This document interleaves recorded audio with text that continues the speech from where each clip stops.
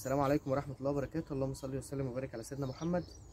سريعا كده تقليم الجائر للورد البلدي الايام دي، لان العيون هتبتدي تطلع ان شاء الله على دخلة الربيع، وخلاص احنا داخلين على شهر 3 وداخلين على الربيع ونهاية الشتاء، وكل عام وانتم طيبين يا رب، ويبقى ربيع سعيد على العالم اجمع.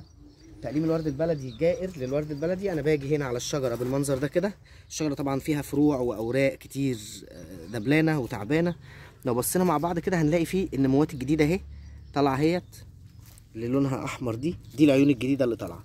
طيب انا هاجي بقى هقص الرفيع كده وهقص كده، هسيب بتاع 20 سنتي او 30 سنتي من النبات الاساسي، وهقص الباقي كله بنفس الشكل اللي انتوا شايفينه ده. حد هيسأل ويقول ده بكده الشجره بقت قرعه وما فيهاش اي ورق خالص؟ كل ده طبيعي. الشجره هتبتدي تطلع نموات تانيه جديده من العيون دي، العيون الجديده اهي، بسم الله ما شاء الله اهي.